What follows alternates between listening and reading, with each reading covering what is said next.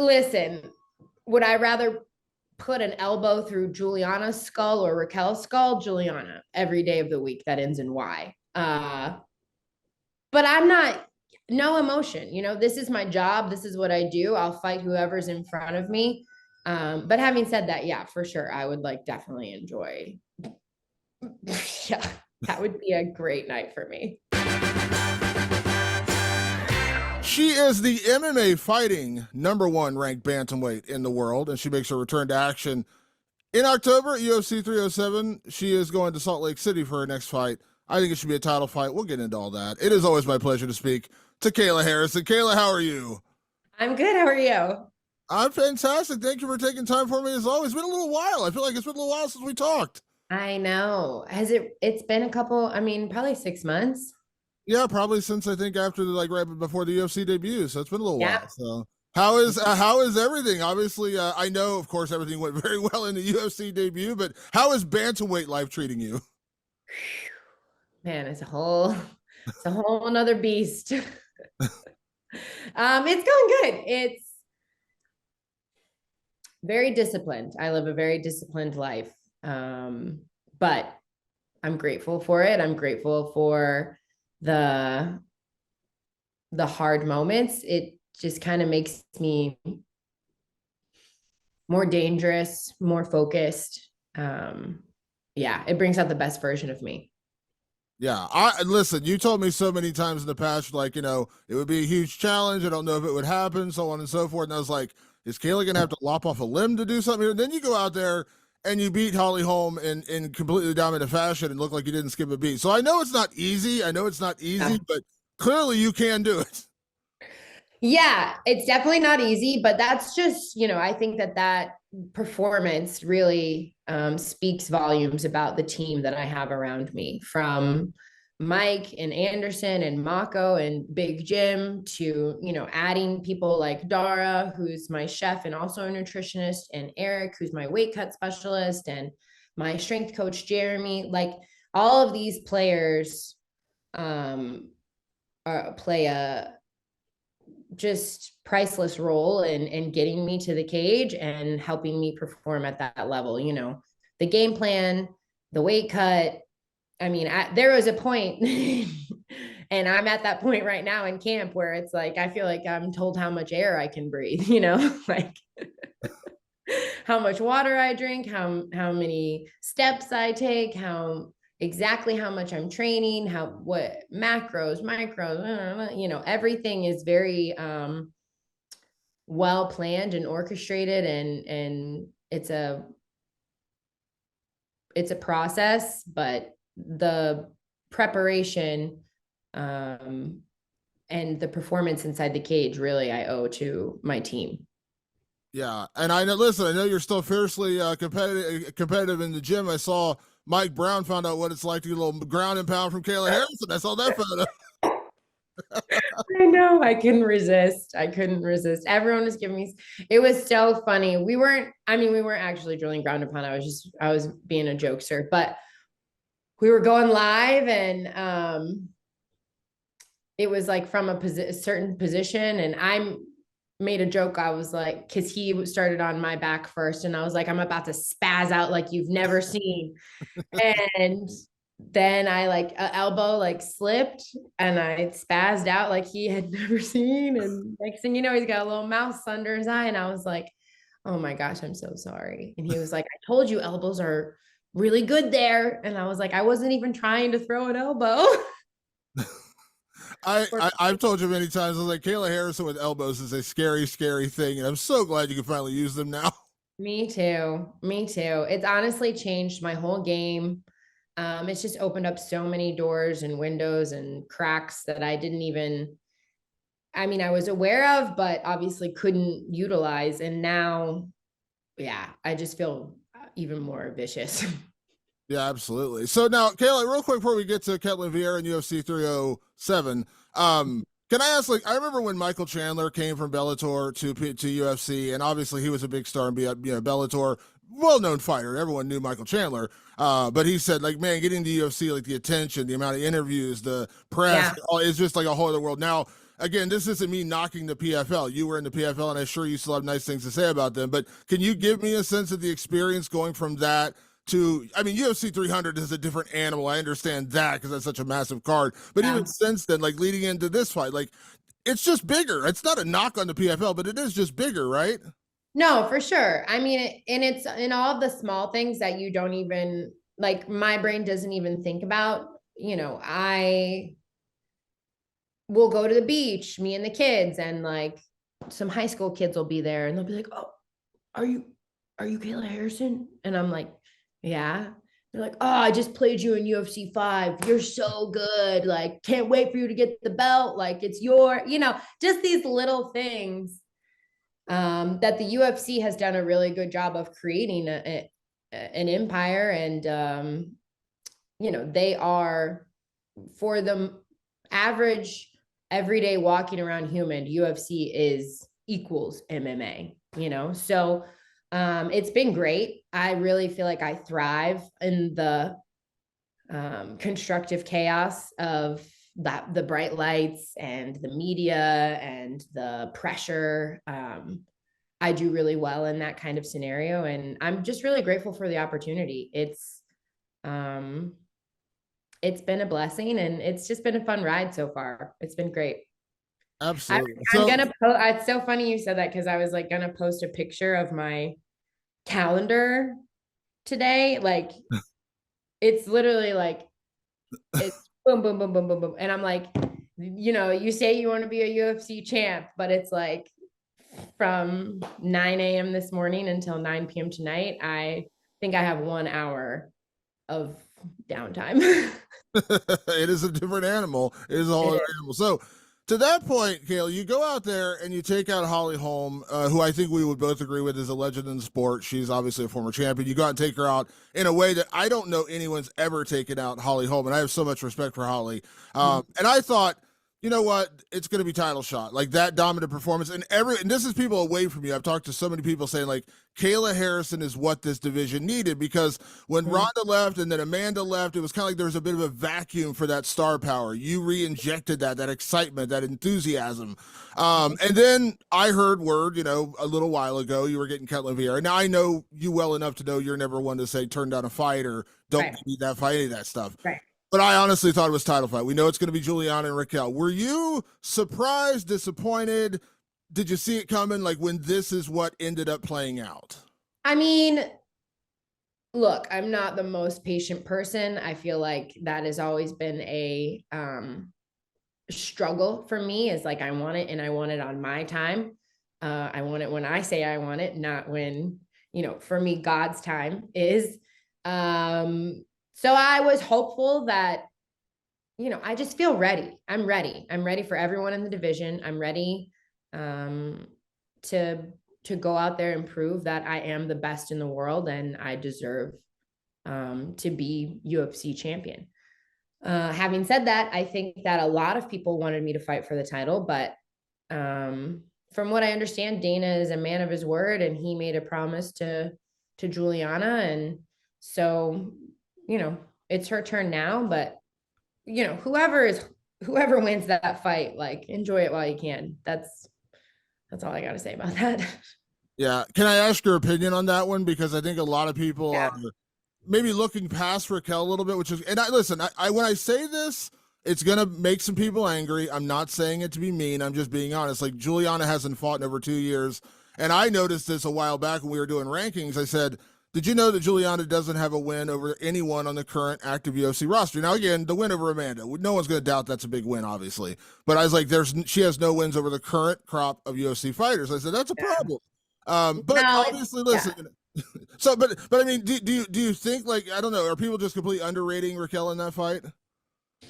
I'm not sure. I haven't looked at like the betting line or anything. I don't know. I haven't read any, like I haven't followed what people are saying about it. I just think for me, I tend to lean towards the grappler heavy style. So, and I know Juliana is a little bit more of a grappler, I would say, than Raquel. Raquel's kind of like, she's just tough, durable boxer. She's good, decent everywhere, but I would say her strength is more in her striking and like her dirty boxing. And I would say Juliana's strengths are more in her grappling. So I tend to lean towards the grapplers. Having said that, I think this is a 50-50 fight. Juliana hasn't fought in so long. Ring rust is a real thing, in my opinion. Raquel is champion of the world. And when you are champion of the world, that gives you a certain confidence in yourself and your skills and your team and your like that, make no mistake. Stepping inside of a cage and locking the door is fucking terrifying. And the mental side of this sport is so much bigger than I think people can process. Like being a champion, I think makes a difference. Yeah. I know, like, when you were in PFL, like, I got to the point where I wouldn't even talk to you about it because, like, we all knew the fight you wanted was the Cyborg fight, but she was outside the organization, all these different things. It got to the point where I was like, I'm not going to bring her up because it's pointless. But we know I don't know if it's beef or just, like, it seems like there is a bit of a rivalry there with Juliana, and we know how the UFC operates. They're going to book the fight. Like, there's not going to be this politics or she's outside the organization or whatever else is going on. Is there any small part of you that's, like, quietly rooting for Juliana because you want to take the title from her? I mean, listen, would I rather put an elbow through Juliana's skull or Raquel's skull? Juliana, every day of the week that ends in Y. But I'm not, no emotion. This is my job. This is what I do. I'll fight whoever's in front of me. But having said that, yeah, for sure, I would like definitely enjoy. Yeah. That would be a great night for me. Yeah, and it's so weird because like I don't even know I can't. It's so hard for me to gauge what Juliana is. Like it's been so long since we've seen her, and we had that one fight against Amanda, but then the rematch was so lopsided. It was like was Amanda just off? I don't want to take away the win, but I'm like, was just Amanda just not valuing that fight, and she just went in a little overcome? I don't know. I mean, listen, that's why we have fights because anything can happen. You never know. I mean, I've seen it. You've seen it countless times in big fights where the underdog has a beautiful Cinderella story. I've seen it so many times in the Olympics where the number one seed loses the first round and then this nobody comes out of nowhere and becomes Olympic champion. You see it all the time. So that's why we play the game. That's why we fight. That's why we put on fights. I'm never going to take that win away from Juliana. It was her night. Kudos to her. Lightning rarely strikes the same place twice. And I think that Amanda is the better fighter and who knows what happened, but yeah, I'm excited to see how Juliana looks in this fight, if she makes it to the fight. And we'll see what happens. I'm focused on Caitlin Vieira, October 5th, UFC 307, 135 pounds, one step closer to the goal. Offshoot question that I just have to ask you because you did know her. I mean, I know she doesn't train there anymore, but do you think Amanda's going to come back? I'm still not sure. Like, it seemed like she was. Like, she kind of put it out there, and then she kind of disappeared again. I don't know. Selfishly, I hope that she does, but again, like I have no beef with Amanda other than her like trying to throw American Top Team under the bus. Like, don't fuck with my homies. But listen, if she's happy and she's living her dream, and that's great. But selfishly, I would love for her to come back so that I can put all of the noise to rest. But again, one step at a time. Caitlin first, then the title, and then Amanda if she wants some. Yeah, I think that would be the biggest fight we could have, like since Ronda was here. I mean, I think that would be the biggest fight in women's MMA by a wide margin. But I just don't. Oh my god, it would be so huge. I mean, come on, massively. Yeah. All the MMA fans are like wagging their tails. Yeah, you and me both. Trust me, I would be so excited for that. And obviously, listen, you mentioned Caitlin, super tough girl, and I kind of like her record is a little bit up and down. She's had some wins and some losses in here, and I think unlike like going into the Holly Holm fight, there was this curiosity about how's Kayla going to look at bantamweight, that weight cut. We knew what Holly was, right? She's a striker, and obviously the story was there with Ronda. She had shut down Ronda's grappling and then knocked her out. Obviously, we saw what happened again. Tons of respect for Holly. This time, I feel like the narrative is switched. You are the favorite. We have you ranked number one, and you don't even have the belt right now. Do you feel like this is a different situation where it's like now you have to go out there and like prove people right in a way? Like last time it was proving people wrong. Like I can do this, I can make the weight cut, so on and so forth. Now it's like Kayla's the favorite. We know this is a number one contenders fight. All those things are different now. Yeah. Yes and no. I mean, look, the goal has never changed for me. Um my belief in myself, my perspective of myself has never changed. Just because there are more people on the Kayla train now doesn't mean that there's more pressure or I have to prove anyone right, or like I do this, um, you know, I do this because I want to have a platform and be the difference in the world I want to see. I do it because I want to show my kids that it's okay to live your life on fire and to dare big and to dream big and to put yourself out on a limb and be all in. But I also do this because it's for me. This is what I want. This is the pursuit of this makes me so much better as a human. And um, every day I grow because of this goal and because of this walk that I'm on. So I love the fans. I love the, the MMA media. I am so grateful for all of you guys. And I do it for me. I don't care what you think of me. You mentioned real quick before I move on. You mentioned if Julianna makes it to the fight. Has the UFC mentioned to you about potentially being a backup for the title fight? Is that possible? That's what I heard. I mean, that's what I'm planning. Like my mindset is Caitlin Vieira, whoop her ass, and be prepared for the unknown. And if I have to step in on short notice and fight, like I will. Absolutely. 1000% on 2 minutes notice, on 1 minute, on 30 seconds notice. I will step, even after I fight Caitlin, if someone gets hurt in the back, I will still fight that fight. Do you think you got to believe there's a realistic world where that could happen? I mean, it could happen anytime, but no, that's what I mean. This is fighting, dude. We're not playing around. Like when you spar, shit happens. ACLs get torn. Things happen. So I'm prepared for a phone call at 3 a.m.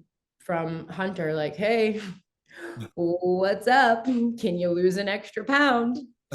You're damn right I can. Yeah, that was why when this matchup got made on this card, it's like there's got to be a reason they're putting Kayla on this card because I think they know the danger of what's happened here. That like you're the backup, so I kind of assumed that, but they say never assume anything. So yeah, I mean, I'm not overlooking Caitlin. Again, she's a beast, tough, great fighter, and like I'm prepared for anything.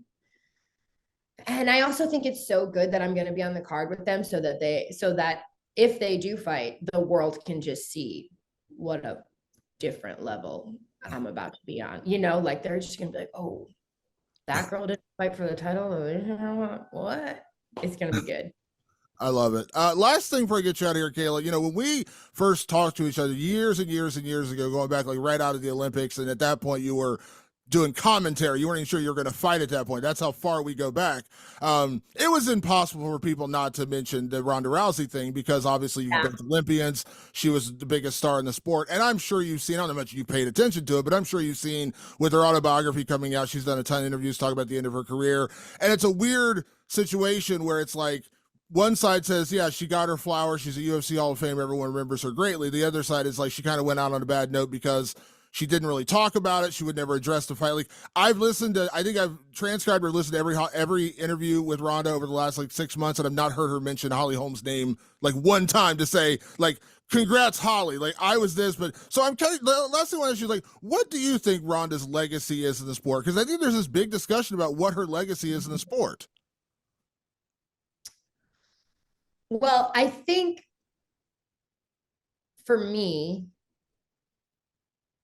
like no matter who Ronda is as a person and no matter what she says or thinks or how she does things or how she handles losses or like how she handles any of it. No matter what, you cannot deny the fact that she shattered a ceiling for women. You know, Dana White went on record multiple times saying that he would never have women in the UFC. And she fucking blasted right through that. So to me, that's her legacy. She, no matter what she says or what she does, yes, of course, like humans are going to be humans. People deal with things the way they deal with things, but she paved a way when there was no way. And for that, I am eternally grateful. I think it hit me harder than probably most females because I grew up with her. She was my, at one point, she was my role model, and I lived with her. I trained with her. Anything she did, I wanted to do better. And I didn't know what the hell I was going to do after the Olympics. And I didn't know where I was going to go. And she showed me this path. And then she made that path really wide. It went from like, oh, maybe you could make a little bit of money and do like, maybe girls can fight too, to like, there are young girls all over the world right now who are training MMA and who are like ass kickers and who are not afraid to be big and strong and powerful and confident. And like Ronda is a part of that. That's history. That's powerful. And that just goes to show that like, it doesn't matter who you are, like you can do great things. And again, no matter how she deals with it or what she says about it or what, like the end of her career, like she made a way when there wasn't a way. So that's, to me, her legacy. Yeah, I agree. And I like Ronda. I've always liked Ronda. So yeah, it's just a weird thing how this sport goes, I guess. Kayla, one of the brightest minds in the sport, who on top of one of the most ferocious competitors. I cannot wait to see you back in action. Thank you as always for taking the time. And out again, you get a million of these requests, so I know you always take time for me. So I do appreciate that. Have a great rest of your training camp. Try not to beat up Mike too badly, so he can at least no promises. Protect yourself at all times. That's rule number one. Hey, Kayla, I cannot wait to see you back in action in October. Awesome. Thank you so much, Damon. It's always good to talk to you.